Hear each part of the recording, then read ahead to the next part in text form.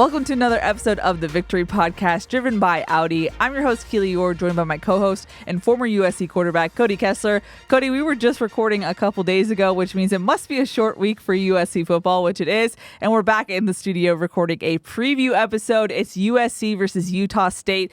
The Trojans will be back in the Coliseum once again. I'm excited to get back in the Coliseum and see this team play. Yeah, I'm excited. This week has been crazy. It was a quick turnaround, like you mentioned, and a game like that is so physically and emotionally draining that and mentally, where you just feel like it's crazy that I'm already preparing for another game and we're not even playing. We're doing a podcast that we just did 2 days ago, and you and Emily and everyone's been running around trying to get everything ready for this week with quick hits and going out there talking to Lincoln, doing practice that. Well, yeah, by the way, we play a football game in 3 days also. Oh my goodness. I can only imagine how difficult it is for the players. And it kind of reminds me a little bit in the NFL, right? When you have those Sunday night games and then you finish, or a Monday night game and then you turn around to play on a Sunday, or the worst, playing a Sunday game and then turn around for Thursday, which are brutal. But overall, Lincoln Riley's obviously the right guy to get this team ready to go. We're ready to go. We seem tired. It's been a long week, but I'm so excited. We're back in the Coliseum where USC belongs. Great tradition there. There's a lot of great memories.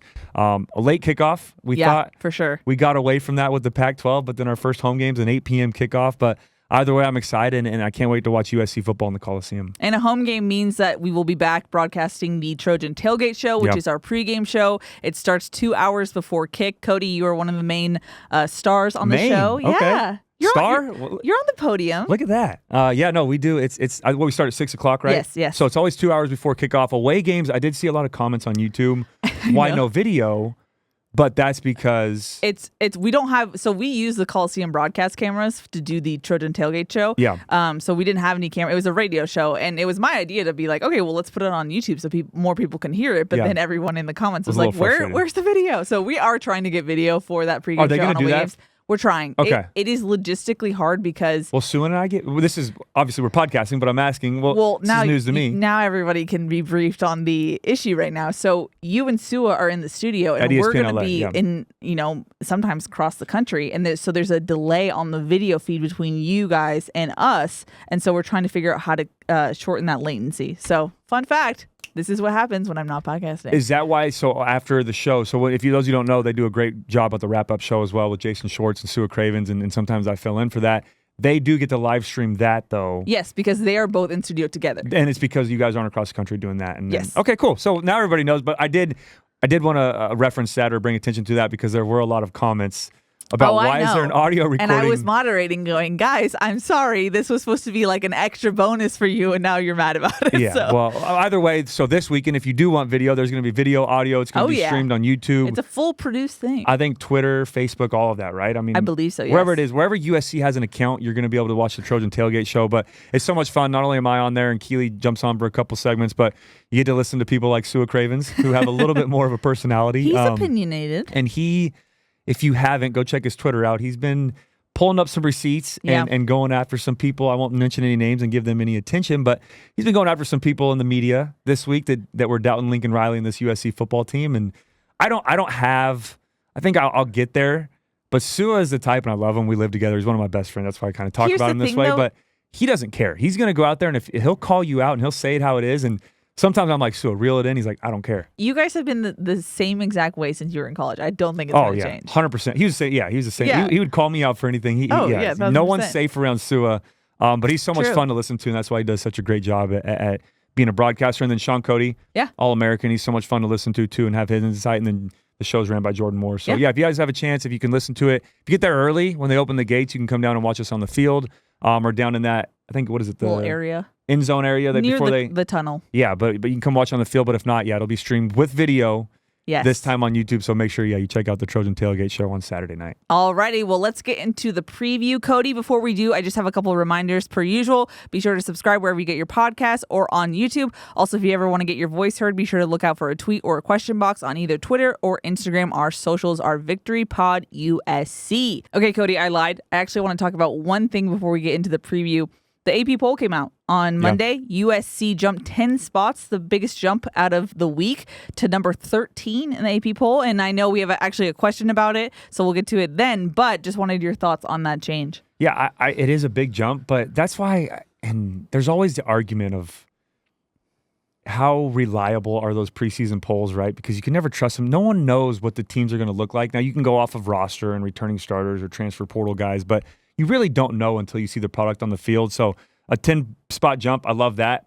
Again, nothing really matters, though, until that college football playoff ranking comes out. But again, I love that we got the recognition we deserve, right? LSU has that 13th spot to start off the season. We're ranked 23rd. We go out there and beat them and jump up and take that spot. So I'm a big fan of that. But again, take it with a grain of salt, right? We could jump up to the top 5, top 3, whatever it may be in the next couple of weeks when we play Michigan and Penn State and all that. But until those college football rankings come out, I don't want to say irrelevant because, the AP poll has been around for a long time and all these other rankings, and they do their due diligence for these rankings. But until the college football playoff comes out and the committee gets together, it's really tough to get excited about that, but well-deserved. And we played a tough football team. And I think both teams are absolutely going to finish in the top 25 when the season's all said and done. So to see USC get the recognition and be at 13 and this week's poll is awesome. Alrighty, well, like promised, let's get into the actual preview portion of the show. Cody, I was about to ask you about the offense, but I know you like to go over a coach's overview, so take it away. Yeah, I'm going to start with interim head coach and defensive coordinator Nate Dreiling. Now, if you're wondering why he has an interim tag, that's because former head coach Blake Anderson was terminated by the school in July for violation of employee reporting requirements per Utah State. So they went ahead and promoted Nate Dreiling to that head coaching position. It was interesting, though. This was his first season at Utah State. He previously was a defensive coordinator at New Mexico State from 2022 to 2023.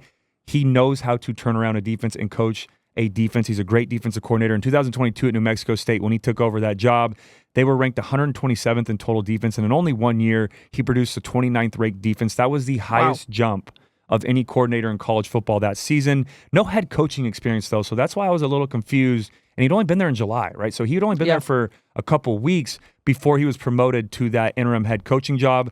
Now, again, I go offensive coordinator next, then defensive coordinator. We're going to skip that because Nate Dreiling is defensive coordinator. So does a great job there. Now, if you look at the offensive side of the ball, their offensive coordinator is Kyle Cefalo. Fourth season at Utah State, was a wide receiver coach and pass game coordinator for his first 2 years. Had the co-offensive coordinator tag in 2023, but this year, and they explained it too on their website, he now has the tag alone as offensive coordinator. But if you scroll down a little bit, he also has another co-offensive coordinator. Interesting. Which is Cooper Bassett. So I don't know exactly how it works. I think it's kind of some of those coaching staffs where you see this guy's the offensive coordinator, but you have a co-OC, because in coaching, tags matter, right? That's where the most important part of it is. See, we say this, but then think about Danton Lynn and Eric Henderson. Yeah. Okay. Yeah. So Danton Lynn's calling the defense, but co-DC is also Eric Henderson. Now, is he calling? I mean, he obviously has a heavy role and helps out Danton Lynn, but titles is so important. So Kyle Cefalo will be calling the game, but they do have co-offensive coordinator Cooper Bassett, who's listed as the offensive line coach. But again, and Kyle Cefalo has been there for a couple of years, coached the wide receivers in the past, has been pass game coordinator, so he knows what it looks like to call an offense. And they started out slow in the first half last week, but they really found their stride in the second half and put up 26 points unanswered against Robert Morris. Yeah, I was going to ask you, last week we were going in to the unknown. Utah State actually played a game, so you just went over it quickly, but what did you see from that first game? Yeah, that's so nice, too, for me to be able to watch film. And behind the scenes, by the way, well, I don't want to call anybody out for a copyright issue right now on YouTube. We won't say their name. Okay. We're thankful for them. Yes. But are you telling them? I texted Keely. No, we were on the phone. Or we were on the phone, and I said, and you and Emily were working on quick hits yesterday, and I said, look, I found a couple highlights on YouTube. In my defense, I hadn't looked that day because I was like, okay, no one's going to post anything. Yeah, here we go. But I texted Keely and I said, if you can find film from... No. Hold on. I got to tell the story. Okay, tell the story. So Cody's like, I got a sense of what Utah State is, but I've looked at it like a lot of 3-minute tape. There's no way I can find the full game tape, blah, blah, blah. I'll give you $1,000. I can't find it. As he's ranting about how he can't find the game tape, I find it, send it to him. I text it to him. I go, $1,000, please. Yeah, not only you found the 2-hour and 45-minute recording, the full broadcast of the game, which only had 4 views. So I don't want to call out whoever did it, but obviously they probably FBI Keely on the case. No kidding. But you found it in literally 30 seconds and sent it to me. But that helped a lot. I'm sure you're so glad that you got to watch 2.5 hours of. You know what though? I will say that's where I know that how competitive and how much of a perfectionist I am. I'm like, all right, I'll watch a couple clips. Not, trying to no knock on them, but it's Utah State. Last week against LSU, I was burnt out from watching all that. I ended up watching pretty much the whole game. I could not help it. It was 1 or 2 a.m., and I'm watching Utah State versus Robert Morris. And, well, I mean, it was a good game, and some of the notes early on, I'll get into the rest of the scouting report and explain Sure. why that went that way. But they struggled on both sides of the football in the first half, right? Okay. The score at halftime, Robert Morris, for those of you who don't know, is an FCS school, right? And they're in one of the, I hate to say, voted as one of the worst conferences in FCS. Okay. And they were winning at halftime 14-10. So Utah State was struggling. I know it's first game of the year and it takes some time, but they were struggling. They didn't really have a spark on offense. They had 2 interceptions early on. And then on the defensive side of the ball, they were getting gashed in the run game. They could not figure out Robert Morris's offense, and they're more of a pro-style attack. So it's going to be tough to compare what they're going to do against us. But overall, they got things going. Although it was shaky early on, in the second half, they scored 26 unanswered. They figured it out on defense. And this is a very good football team, and they ended up putting up 650 yards of offense, and they had over 300 yards rushing on the day. So it's going to be a tough opponent, knowing that, or it's not an opponent that we can look past and go to the bye game and then look forward to Michigan. But overall, this is a good football team when they get things going and they get in a rhythm.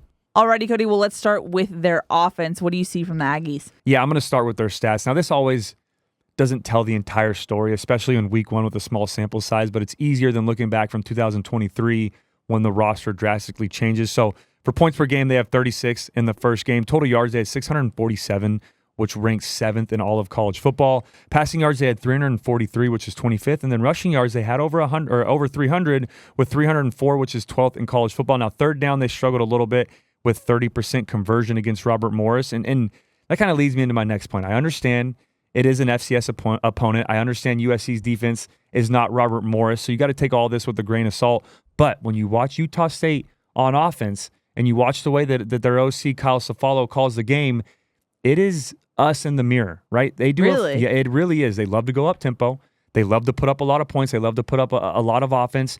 They do such a great job of getting on the football, and now they have the in-helmet system, and they just, I mean, I think their average per snap last game was 21 seconds, right? So they're not even using up the entire 40-second play clock. They're not even using up the entire in-game communication system. So they're getting plays off before that runs out, and that just tells you the communication between OC and quarterback, but it really is us. They do a ton of guard tackle pull.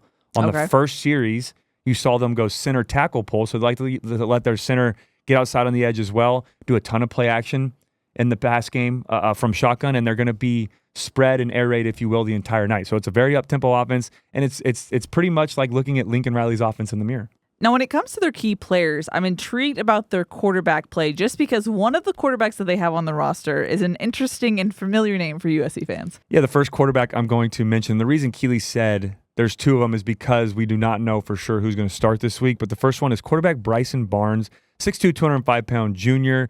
For those of you who recognize that name, that's because he was a starting quarterback for the Utah Utes a year ago in relief for Cam Rising, who missed the season.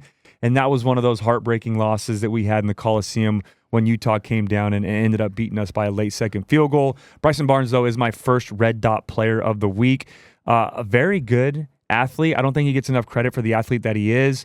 He came in relief for Spencer Petras, who I'm going to talk about in a second, late in the second quarter, and ended up really sparking this offense. He was 11 of 21, 198 yards through the air, and 2 touchdowns. He also had 5 carries for 88 yards and a touchdown on the ground. Again, a very good athlete that can hurt you with his legs. And if you remember from a year ago, I hate bringing up some flashbacks, but he had that big run to put Utah in field goal position to win the football game. Now, the other quarterback is Spencer Petras, 6'5", 230-pound senior. He is the transfer from Iowa. He was the full-time quarterback, actually, at Iowa from 2018 to 2022. So he started for 3 years before hurting his shoulder in November of 2022 against Nebraska. And it was, I think, a labrum tear, a rotator cuff tear. So he missed the entire 2023 season and then ended up the transfer. He's I think a 6-year player now. Wow, okay. So he entered college football in 2018, had that injury year, had the COVID year. So now he's playing his 6th season for Utah State. But he did struggle a little bit early on against Robert Morris. Now, one of them wasn't on him. It was a slant route to his to his receiver that slipped and fell, so it was an interception. But he did have 2 picks early on in that football game before rolling his ankle in the second half. Again, he was in a walking boot when he came back to the sideline. So I don't know who's going to start this game, but just because of the spark that Bryson Barnes brought to this team in that second quarter, I would expect to see Barnes out there and the injury to Petras. But Coach Nate Dreiling has not said definitively who's going to be out there, and I don't know if we will hear that because you don't have to disclose in college football who your starter is going to be. In some conferences. The Big Ten now. The Big Ten you have to, and I love that. Yeah. I think we should prepare for both, but if I'm a betting man, I would bet that Bryson Barnes is going to be out there. Now, if you look at the running back room, they had another injury there. Their starter was running back Robert Briggs, a 5'6", 185-pound junior, a very good running back. But unfortunately, he broke his leg on Saturday and will now be out for the season. Yeah, it's a tough one, and especially when you have such high hopes, and he's a very good running back. Explosive, not only as a runner, but out of the backfield as well. Reminds me a little bit of a Woody Marks type player, but that was their lead back that was getting the majority of the carries. So with him being out, hopefully he has a fast recovery and he's back for next year. But Sorry, speaking of did you see that LSU's running back also he tore his ACL? Oh, is that why he went out? Was that Caleb or 22. Williams? Oh, that was Emory that came in. Yeah. Oh no, I know, isn't that horrible? That's tough. And again, you might hear, oh no, we're the opponent, they're the opponent, but it's humans. Come on. It is. You hate to see that, and his story was awesome too. He's the one that left and transferred and then was going to transfer, then came back. So that's unfortunate. Another unfortunate story here with Briggs Jr., but that brings two other guys into play who are good players, one of them being a freshman. But we'll start with the first guy, running back Rasul Faison, 5'11", 200-pound senior. Another player that has had an impact on this offense before, had 700 yards and 5 touchdowns in 2023. So he'll be able to kind of pick up where Briggs left off and have that experience. Had 12 carries for 78 yards on Saturday, averaged over 6.5 yards per carry. Now, the other player that's really intriguing to me is running back Herschel Turner, 5'9", true freshman, 190-pound true freshman. Expect a bigger role for Turner with Briggs out, and that's what we saw on Saturday. Had 4 carries for 44 yards, so he was averaging 11 yards a touch. Okay. He is a type of explosive running back that when he gets the ball in his hands, he can take it the distance every time. So it's going to have to be huge for tackling him out of the backfield. Has great vision, and their coach even raved about when they're in practice, and you saw a little glimpse of it on Saturday. Great vision, slow, Le'Veon Bell type. Will slow play, and as soon as he sees that hole open up, his first step and his burst is unbelievable. So he's someone that we've got to keep an eye on for Saturday. Now going to my next red dot player, that is their wide receiver, Kyries White, 5'10", 185-pound senior. I was torn between him and Royals, who's the next receiver I'll get to, who to give the red dot to. Okay. And for those who don't know, obviously the red dot is who we need to game plan against. But I went with White just because of his performance on Saturday. Had 3 receptions, 131 yards, and 2 touchdowns. So he only touched the ball 3 times. Had 130 yards, and 3 of those touches were for a touchdown. And both of them were over 50 yards. So he can hurt you from really anywhere on the field. And he was someone from before that hadn't had a lot of experience or a lot of stats, right? So a player that I was not surprised to see making those big-time plays once you saw him with the ball in his hand. But his track record was not that. He didn't have any games over 100 yards. That was his career high. And he also didn't have any 2-touchdown games. So someone that we've got to keep an eye on. He had scored from 53 yards and 57 yards on Saturday. One of them was a little swing route that he split 2 defenders. He looks very athletic with the ball in his hands, very explosive player.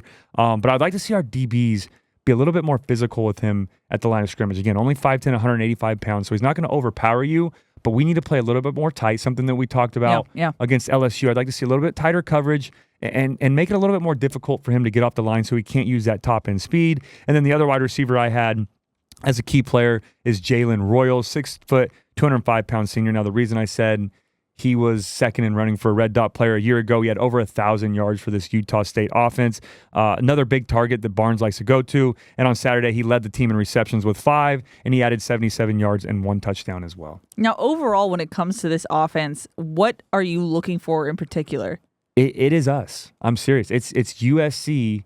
When you watch the brand of football that they play on offense, now obviously I feel like we have better playmakers, a better quarterback, and that's where we have an advantage when you compare the two offenses. But when it comes to game plan, when it comes to scheme, it is absolutely us. They love to run the air raid. They go fast. Every single play, they're going to look at the sideline. It's not going to be any huddle. They're not going to slow down. You're going to see over and over and over again guard tackle pull, center tackle pull. They're going to go tight end motion, bring them across the field like we do with Lake McCree, and then run play action and slide them back into the flat with 2 blockers. It is our offense to a T. Now, the concepts and the playmakers are going to be different. Of course, yeah. But the formula or the operation in which they run their offense is us to a T. In the run game, and they do a good job, too, of using some of those gadget-type plays of, hey, you've seen the tight end motion 3 times. Now we're going to go tight end motion, guard tackle pull, and instead of handing it off, we're going to throw a quick screen to the left of the receiver, right? So you have to be on your P's and Q's this week in the film room, especially with one less day to study. Yeah. But the positive to that is that we've been going against our offense all offseason. So obviously, it's not going to be the same with Cefalo calling like Lincoln Riley does. They're not the same football mind. And again, this is his first year taking over as full-time offensive coordinator, so he doesn't have that experience. But it is very similar. It's crazy. It's night and day. Or I'm sorry, it's looking in a mirror, I guess, if you will, of this offense and what they do schematically. Yeah, well, you just mentioned, but I guess on a short week, is it kind of nice to have a familiar concept to go up against? Absolutely. It really is. And I think that's going to be our advantage with our defense this week is we can kind of go back to how we played against our offense in fall camp and spring ball. Denton Lynn can kind of look back at the UCLA game from a year ago, how he planned against Lincoln Riley. Now, again, I don't want to give too much credit to Utah State. I'm not saying they're on the same pedigree as Lincoln Riley when it comes to calling plays, but when it comes to scheme and what they like to do in the run game, the play action, the route concepts they do on the outside and how they go no huddle and quick tempo and try to catch you off guard and use that as an advantage, it's very similar to USC's offense. Alrighty, Cody, any other offensive thoughts before we go to the defense? No, just would love to see a disciplined defense this week. And one of my biggest points is be tighter in coverage, but also I want to see our four-man rush get home. We've got to put pressure on whether it's Barnes, whether it's Petrus, whoever's back there. We've got to put pressure on the quarterback. But if it is Barnes, we've got to be more in tune to those zone read plays as well because he can hurt you with his legs. And we've also got to be able with Mason Cobb, with Easton Mascarenas-Arnold, and Eric Gentry to, if the play breaks down, be ready for Barnes to tuck it and take off and run. We've got to come up and rally and win our one-on-one tackles. So I'm excited for that, and I'm excited to see our four-man rush get home. And I think Anthony Lucas is a guy I'm keeping an eye on this week to have a big game, and I think he's going to have a couple sacks on Saturday. You know, I said last week that I was excited to see this defense and see what it looks like, but I feel like now I'm going to be saying it every week. Like, I want to see it against another opponent. Like, I want a bigger sample size, so I'm excited to see it this week once again. Well, we're going to be saying the same thing in a couple weeks against Michigan. I know. It's different when you first kind of feel it out, but yeah, it's so much fun, and you know, I'm so excited that Denton Lynn's here as a defensive coordinator because we're spoiled on a weekly basis getting to watch the way he schemes and game plans for different opponents. Alrighty, well, before we look at Utah State's defense, just want to give a thanks to Audi. What you expect from an SUV is a range of sizes to fit your lifestyle. Expectations matter, but exceeding them matters more. The Audi family of SUVs, progress you can feel. And Trojan fans, celebrate every USC win and enjoy the sweet taste of victory with a free donut at Ralph's the day after the win. Download your digital coupon from the Ralph's app to score your free donut at any Los Angeles area Ralph's store. Alrighty, Cody, let's move on to Utah State's defense. What are you seeing from them? Yeah, this one's even more of a grain of salt, I guess. If really? Their offense, because again, the opponent, I keep saying the opponent, but this defense and the offense, same way. They struggled in the first half, but this defense did not look good from the promise they had from the offseason, right? They brought in some really good transfer players, a very experienced defense, right? And we'll get into the key players in a second, but they had high hopes for this defense, and especially with Nate Dreiling when you bring him over and the production he had at New Mexico State, it looked very lackadaisical at times.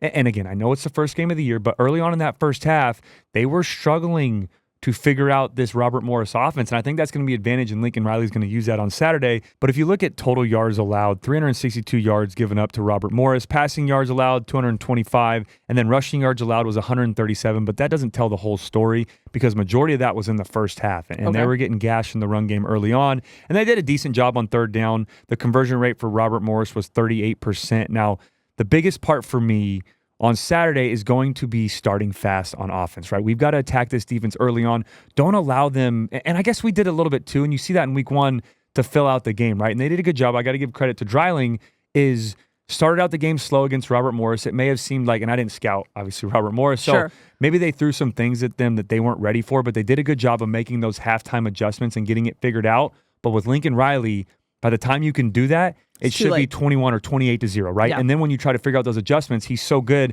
that he can change it up. So my biggest thing for us on offense on Saturday is going to be start fast and do not let up, right? Let's just, right off the gate, I'd love to see some home run shots from Miller. Let's take some shots down the field. Let's get Woody Marks going out of the backfield. Let's get Quentin Joyner in there and just do not let up off the gas from the start to finish. Alrighty, well, you alluded to it, but who are the key players on their defense? Yeah, it's, again, they have a lot of experience, a lot of seniors and a lot of juniors on this defense, and you'll see why right here. The first one I have is probably, there's two guys that I think are the best players, I guess, or players on this defense, and both of them are at the safety position. The first one is Jordan Vincent, 5'10", 190-pound senior.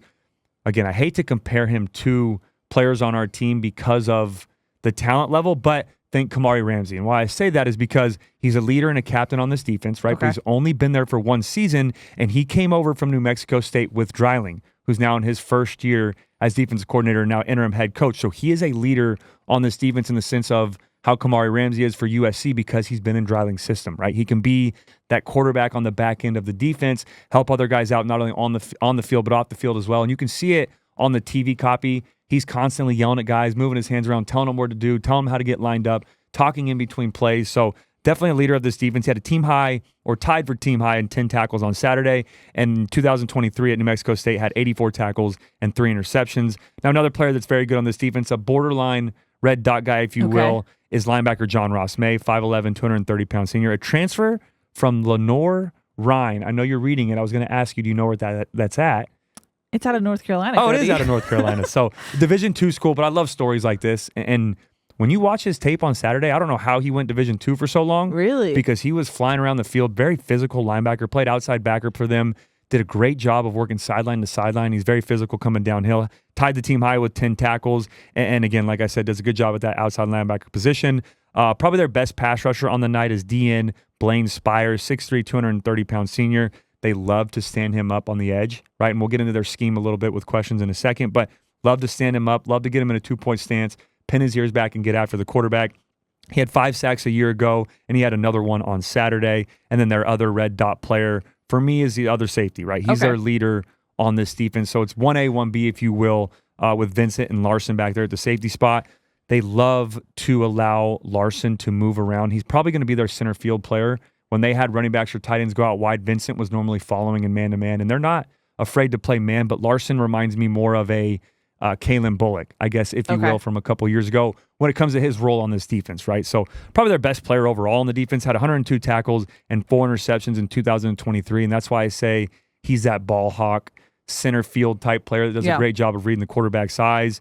Very good instincts when he's back there as well, and he does a great job of coming up in the box and making a hit on the running back or the ball carrier. And then the final player to keep an eye out for is middle linebacker Clyde Washington. He's 6'3", 240-pound senior. Not a ton of experience before getting to Utah State, but he did play at Purdue. Okay. So he does have a Big Ten background. Solid player in the middle of their defense that can make the plays for you when needed. And like I said, why it is an experienced defense and why we have to be ready this week and game plan well is, again, key players, senior, junior, and a senior. So a lot of leaders on that team and a lot of guys that can make plays for them on defense. Overall, what is their scheme? What do you see from their defense? Yeah, so they love to stand up their defensive ends. They are not afraid to bring pressure. The first, I think, 3 of the first 5 plays or 2 of the first 5 plays, they brought a Mike Sam linebacker pressure. Okay. So they are, I don't want to give them that aggressive, pin their ears back and go type style because they're not quite a Blake Baker from LSU. They're not quite a Danton Lynn, but Dryling's not afraid to dial up some pressures, and they're not afraid to play man-to-man. So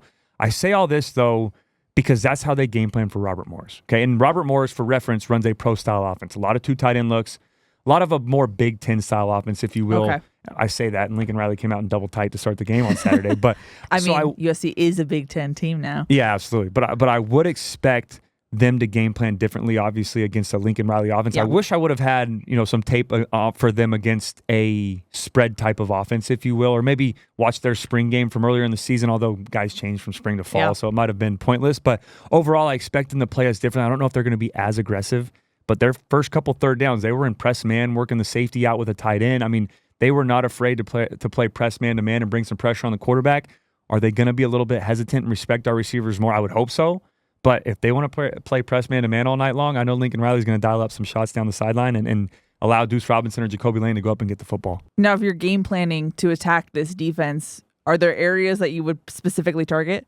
Yeah, I think they're not as good on the outside with their cornerback position. I think we can take advantage of that, especially, like I said, if they want to play tight man-to-man coverage. But we need to establish the run this week. And again, I'm jumping ahead. We have keys of game coming up next. But second week in a row you've done this. I know. It's so tough. But it's the keys of the game, to talk so it makes game sense. plan and then right after to talk keys of the game. But one of the biggest things for me is take advantage of the perimeter, right? Allow some of our receivers on the outside to make some plays if they want to play man-to-man like they do.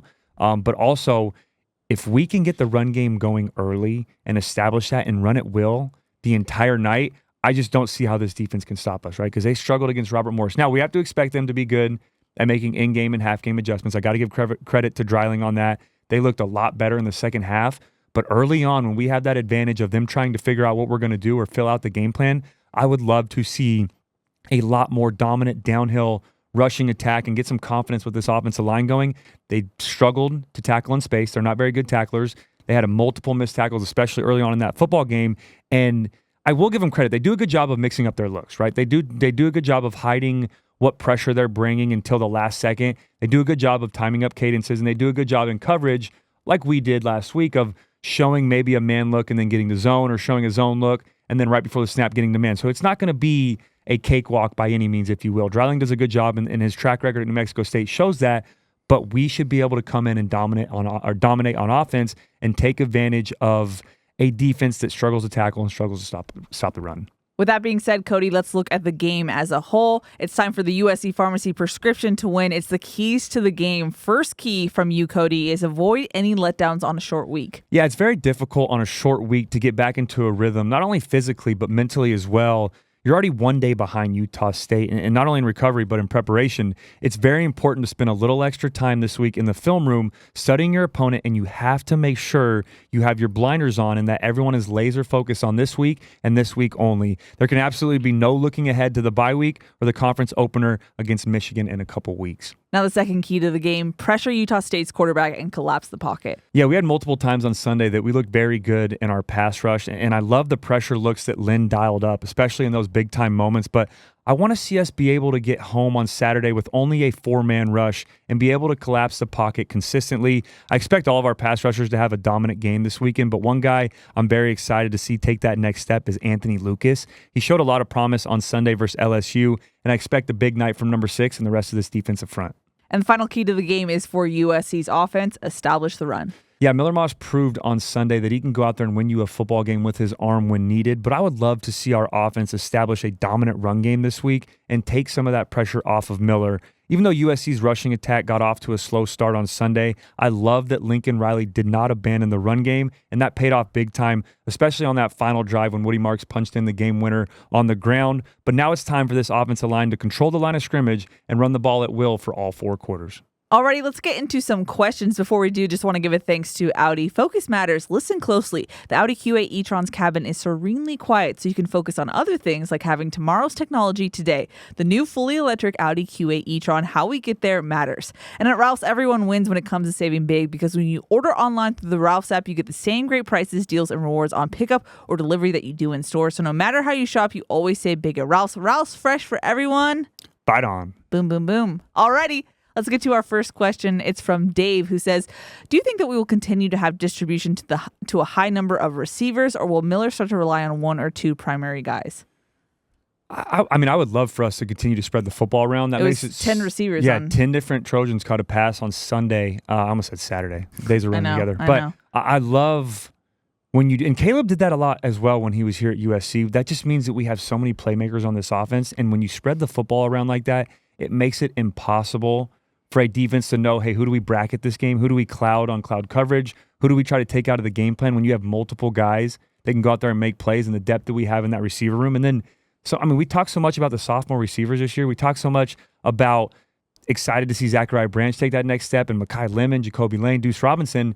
Kyron Hudson, boom, I think just went out there and established himself as wide receiver 1 in this room, at least for the first game. And there's going to be games where I think another guy's going to step up and make some big-time plays, but Kyron Hudson went out there and proved, and I know there's a couple plays he'd like to have back, I'm sure, in some of those catches, but overall, he made the big-time plays when it mattered most, and he went out there and showed you that he can be a dominant playmaker. And hey, I know we've got all this talent around me, and it's a crowded wide receiver room, but I'm still here, and I've spent my time with this program and spent my time with him and Miller, and I think maybe Jordan or Sean asked a question about the relationship between Miller and Kyron, who both kind of went through those tough times together and had those conversations. So, would I love to see someone establish himself as wide receiver 1 and kind of run away with it as the season progresses? Sure, but keep spreading the football around and make it difficult for defensive coordinators to key on just one guy. And to your point, I just want to bring up the fact that Riley on Tuesday was praising Kyron so much. He was basically saying, like, he's a guy who's so competitive, loves USC to death, never came to my office complaining about playing time, was always working hard despite the limited reps. And look what happens when you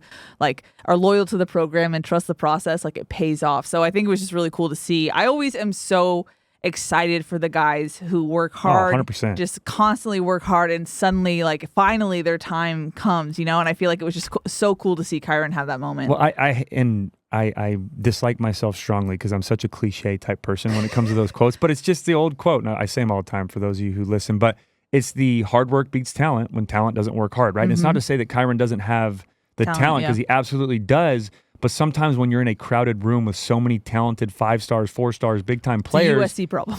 It's tough to kind of, it's a good problem to have. Yeah. I'm not complaining. I hope we continue to get 5 and 4 stars, but especially at the wide receiver position, but it's so hard to kind of, eat, if you will, or get yours, or be able to make sure you get your catches or shine above the rest when you have so many talented players in one room.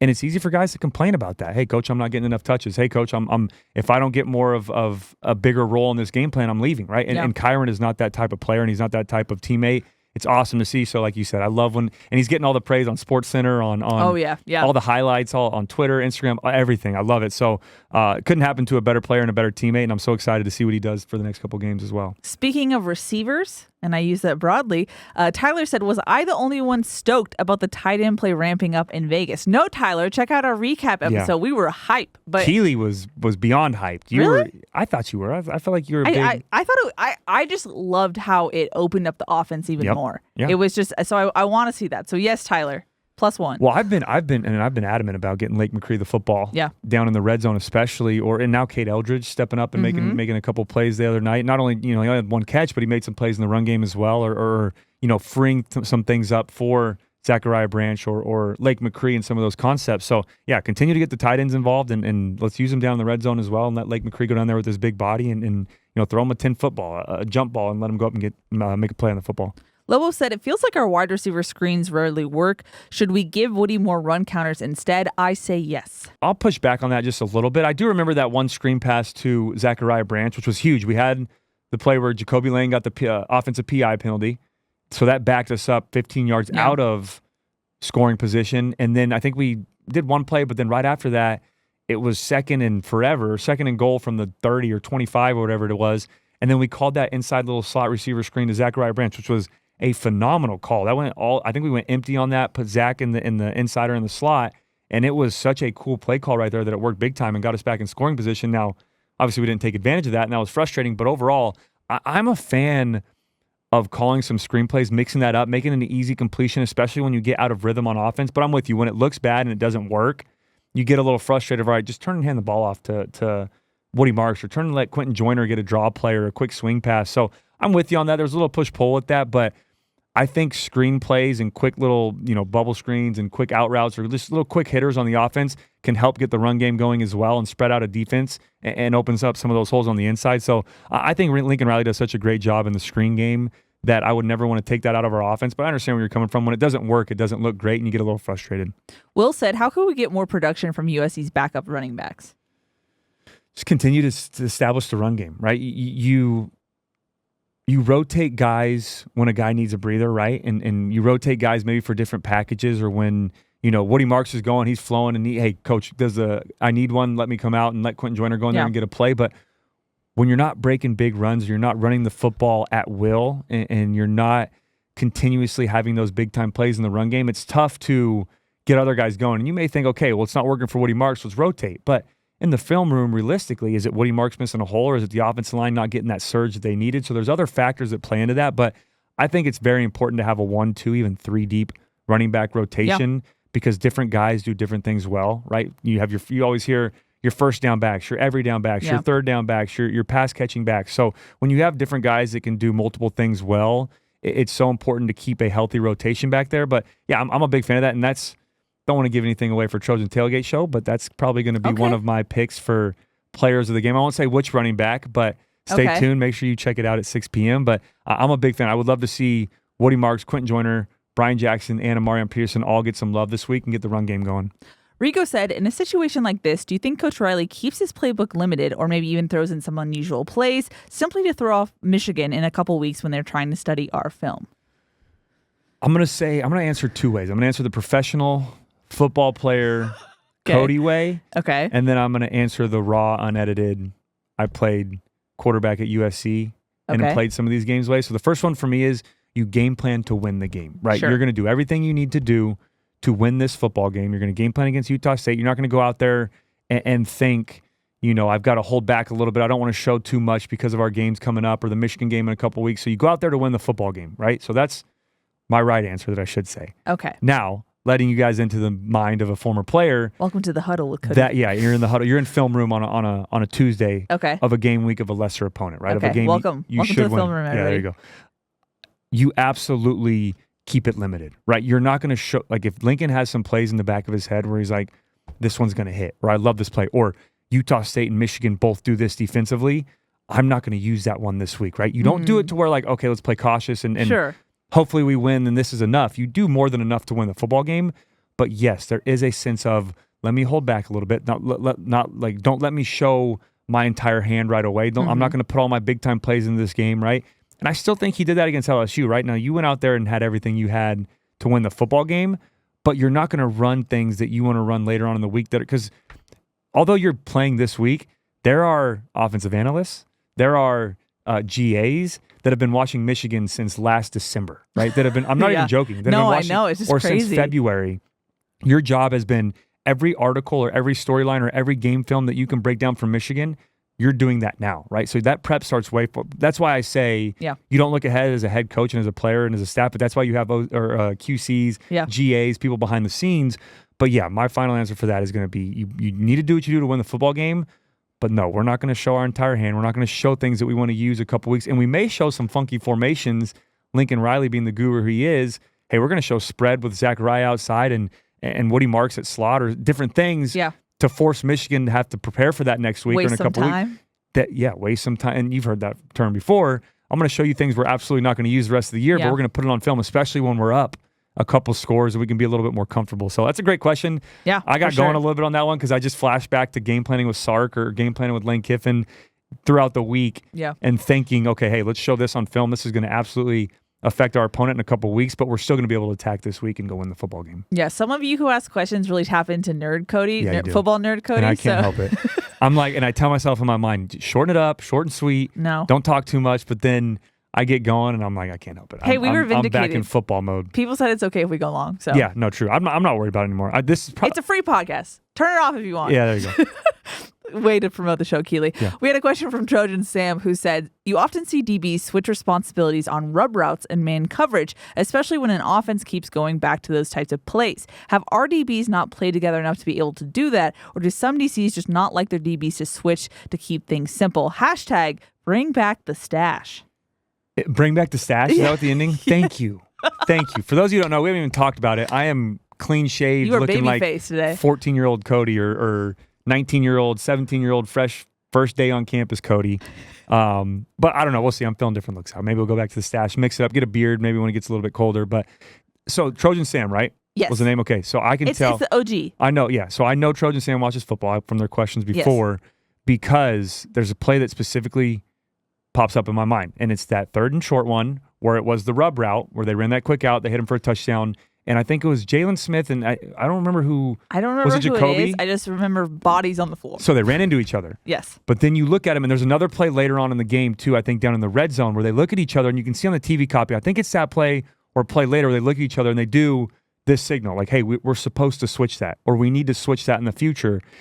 There is a masterclass or a perfected art, if you will, of switching off plays like that, right? And the really good offensive coordinator, that's why I love these type of questions because it's a chess match, right? Yeah. And I've been on teams where it's like, all right, we know they switch when you get within 4 yards. When you get to 5 yards, they don't switch. And that's how games within the games are, right? When you're inside the red zone and you're at 3 yards, they're gonna switch when you're on a stack formation. But when you get to 4.5, they stop. Like they don't switch those. So you know as an offensive coordinator and a play caller what they do week in and week out, right? And it's such a small, tiny details at winning and losing in football and just in a play, not even in games.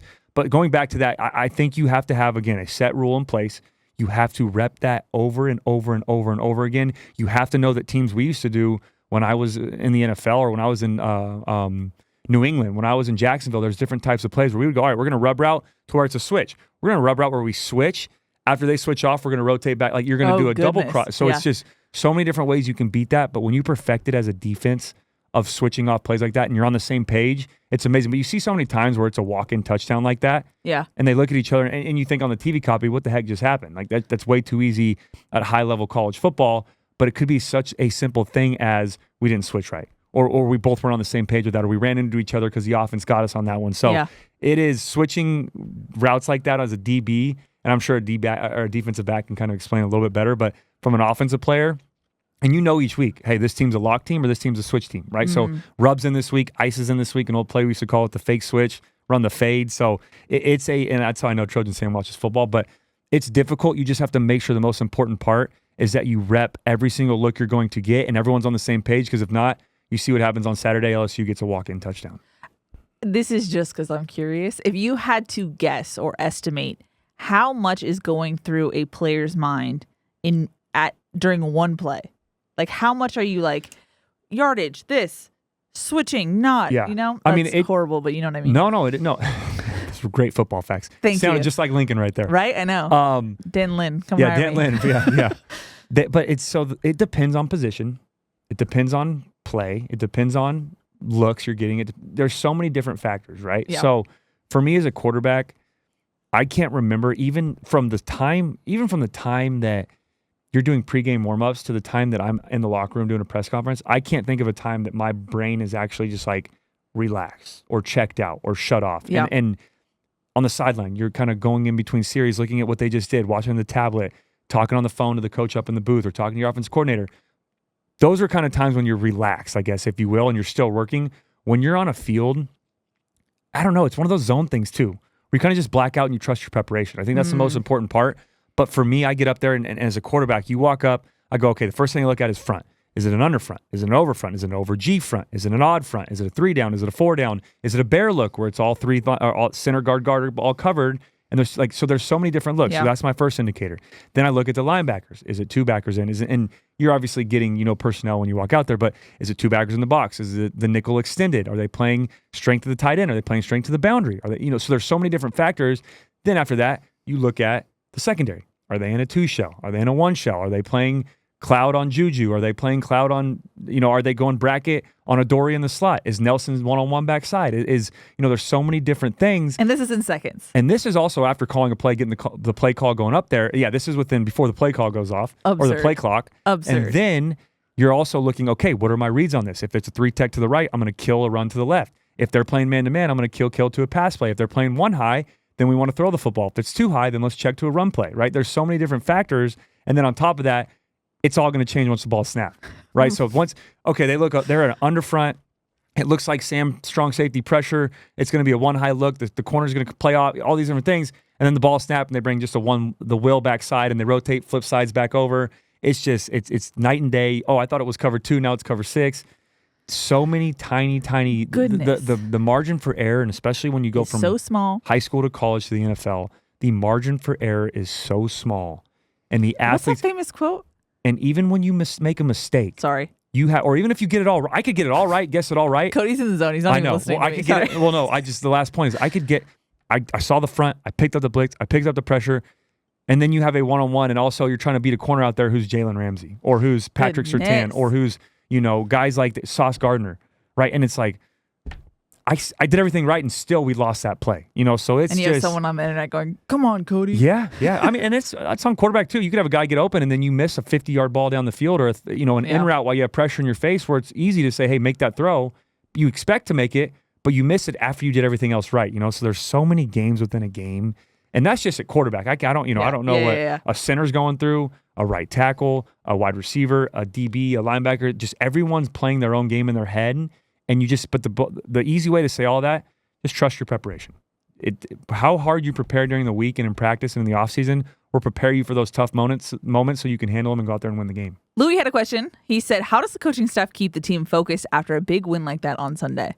Yeah, this is the exact question I asked Lincoln Riley on Trojans Live, and he just said, it's just keep doing what you're doing, right? There's no special recipe. There's no formula to make sure everybody's locked in and doing the right thing. You just continue to lean on that hard work and that preparation that you put in all off season, and you have the right guys in the locker room and the right guys on this roster to go out and get the job done. And we have exactly that, right? And one of my keys of the game, don't look far ahead, right? It's so difficult when you play an opponent like LSU, and that's kind of the topic of this week, of this podcast, and we don't like to say all that, but you understand when you play an opponent like LSU at a mutual site, and it's so physically and mentally draining. And then you have a short week, and then you got to turn around and play an opponent that you should beat, that you should win, a game that hopefully we can see some of the younger players get into and have a comfortable lead by halftime, if you will. It's tough to not look past that, right? And then on top of that, we have a bye week after this, so that's even like more a sandwich difficult. And then after that, it's the first ever conference opener for USC in the Big House, in the Big Ten, in the Big House at Michigan. So it is very difficult to not look ahead. And I'm in the media and I do it, and I can't help it, right? Yeah, and we cover USC football. I can't wait for that game against Michigan. We got a question about it 2 days ago. Yeah, absolutely. I got a question in the offseason. What have you seen from Michigan so far? Yeah. Have you scouted Michigan? But overall, you have the right culture in place. Lincoln Riley has that. You have the right staff in place with Danton Lynn and Josh Henson on the offensive side of the ball and everyone around them, and you make sure this team stays locked in. You have Coach Wiley who's in the weight room preparing them day in and day out, and Rachel Suba, and just everyone in your circle is locked in on the moment. It doesn't matter what everyone else is thinking about and getting ready for and preparing for, and that's how you go out and win this football game. And I know Lincoln Riley and his team is going to be capable of doing that and go out and handle business on Saturday. Speaking of scouting and getting ahead, you best believe I will be watching Texas-Michigan at 9 a.m. on Saturday. Yeah. One of the that's the one thing that's Are good they about big noon kickoff? I would assume They've so, gotta but be. that's the one good thing about an 8 p.m. kickoff. I can actually watch football games during the day, which is nice. SoCal Mandy said, if we get out to a comfortable lead, do we throw in the second and third stringers or give more time for the first team to build on what we started?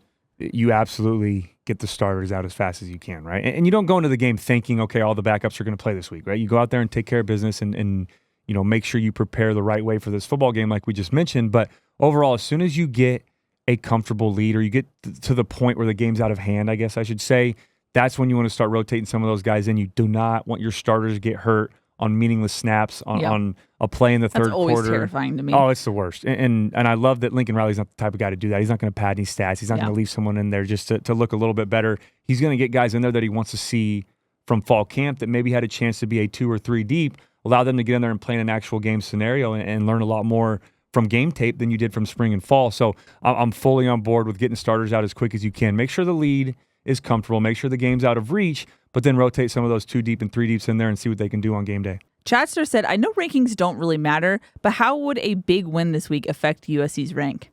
I would say it wouldn't. Yeah. Just because I feel like based on what we know about those who vote or make the polls, this is to be expected. Well, and they never move things when it's to be expected. It's last year all over again, right? When we won against Arizona State, it wasn't as convincingly as it should have been. Or maybe when we won some of those earlier. Well, I mean, we played Stanford and absolutely dominated that football game. But you saw when we were winning games, but they weren't as convincingly as they should have been, I guess, is the way they say it. Or it didn't look as easy, or we didn't win by the margin of difference that the voters wanted. Yeah, I mean, we were dropping rankings in the poll when we were winning football games, and it was consistent. Yeah. I mean, even after the Arizona game, we dropped again, and just it kept happening. So again, none of that matters until the college football playoff ranking comes out.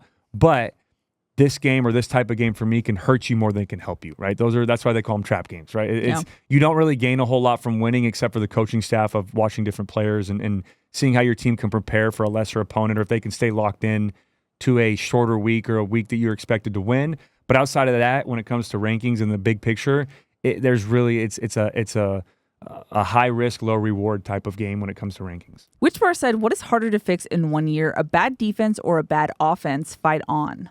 Fight on. I'm going to go, short answer, I'm just going to go defense. I mean, and I guess an example or reason for that is because you think offensively, right? Think back to 2021, right? We were 4-8, struggling on offense. We were kind of going through multiple quarterbacks, and then you bring in a guy like Caleb Williams, who has the ball in his hand every time, right? On offense, it's so much easier. And Jaden Daniels is another type of player at LSU.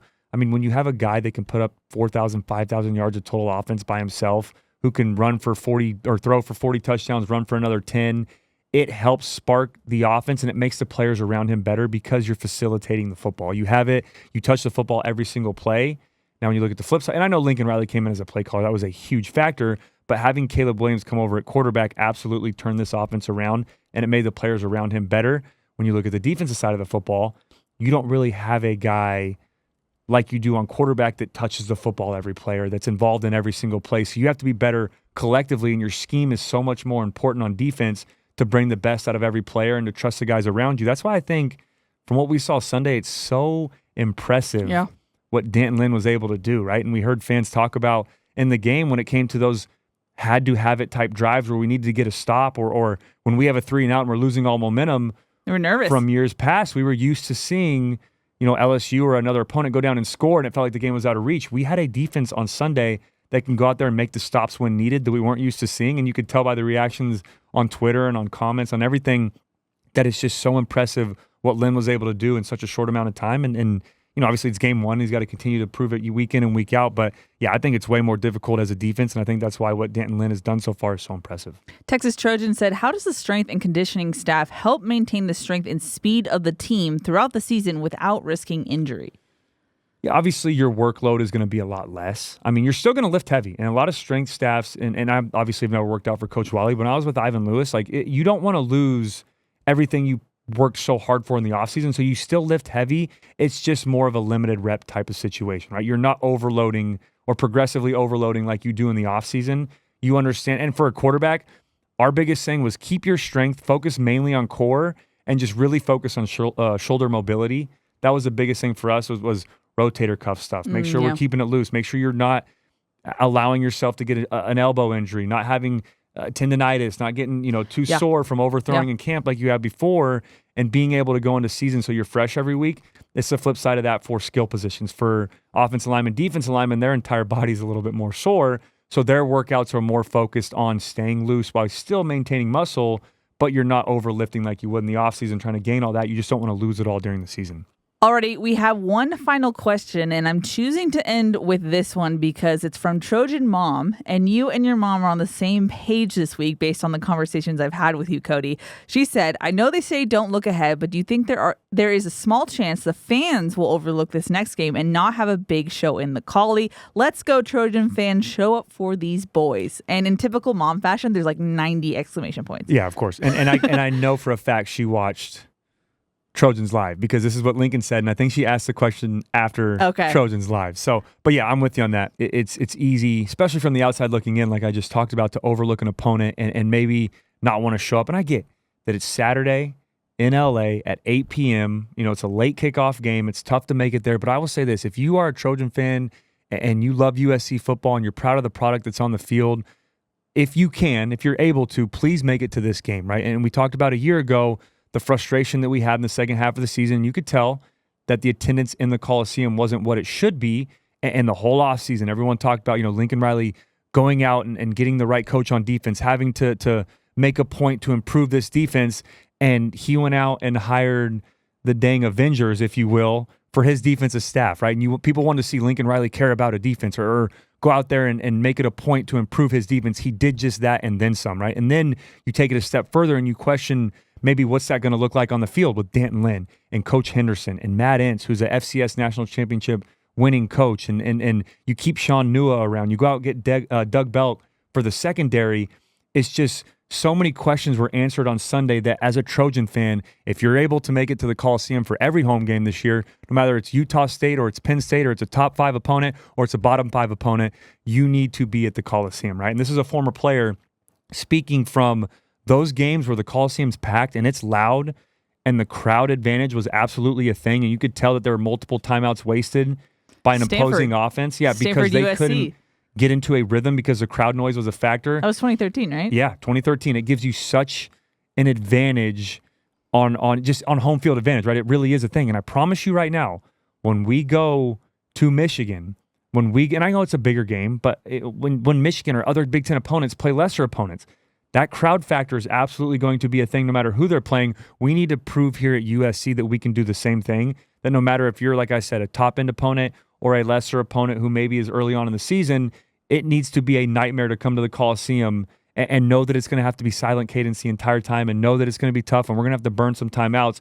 because of the energy and the enthusiasm from the crowd. So, again, if you can make it, if you're able to, if you can, I know there's different things going on Saturdays and financially and family and different things that maybe will keep you from getting to the Coliseum. But if you can and you just choose not to, that's who I'm talking to right now. Let's make it out there. Let's support this team. Let's show Lincoln Riley the love that he deserves and show that USC football is back and we're excited about the product on the field. Alrighty, Cody, one final thing before we wrap it up. It's time for a score prediction. No. Doesn't matter if I go first, if I go second. What? I'm feeling great this week. Go ahead. I'm feeling good. Go, take it. Okay, all right. I'm going to go first then. Because I made Keely go first last week because I complained all last year. And how'd that work for you, Cody? It didn't know. I complained all last year. Me going first was the reason you won. Yeah. And then you go first and you literally are a couple points away from predicting the score exactly. So I'm going to go first again this week because I'm feeling confident and I'm ready. Okay. I think USC is going to handle business early on. I think we're going to get to see some of our 2 and 3 deeps in there. And I think the final score is going to be, I'm going to go 56-7. Okay. 56-7. Trojans get the victory. Everyone's great, all healthy going into bye week and get ready for the Big Ten opener in a couple weeks against Michigan. Okay, this is the vibe I just got. That's what happened last time when I just put out a score, so I'm just riding that wave. Okay. First thing that came into my head was 66-10. Okay. Yeah. That's close enough to where it's a good enough distance or difference, but it's also we're kind of in the same ballpark. Okay. With that being said, yes, I think this will be a shorter episode. We say that. Hopefully, we have no idea. We're in here for so long and doing editing stuff and getting the cameras set up and all that, so we have no idea what the final product will actually look like. But we love so much. I will say, though, all the new listeners, people that have been listening. That was so fun. It's awesome to see all the comments. That, yeah. There's some negative ones, sure. There's always going to be, but don't give attention to I know, it. but I want to say so many people are so nice. They are. That's why I want to say though is we see all those positive. We read all the comments. We love it. It's so cool to see this show grow. Keely started a couple years ago, asked me to jump on, and I think it's just been a great teamwork between both of us and being able to. And all the work you put in. But the biggest part is listening to the fans, right? We love. No, I love that. The recommendations. We love the questions. We love you guys. Really make this show go and make this show tick, and that's the reason we've got sponsors, and now we can do it on video and continue to renew those sponsors and do it for another year. So I'm saying a long version of just thank you guys so much. We're excited. Please, if you're able to make it and you can be there, pack the Coliseum this week. Show Lincoln Riley and this football team that we believe in them. We're excited for the season. We're appreciative of the game Sunday, and we're ready for some USC football in the Coliseum. I am done. Love you guys. Fight on, and we'll see you Sunday for a wrap-up episode and talking about how hopefully USC pulls off the victory, and we're getting ready for the bye week. Alrighty, that's going to wrap it up for today's episode. Thanks so much for tuning in. For Cody, I'm Keely. We'll see y'all next time.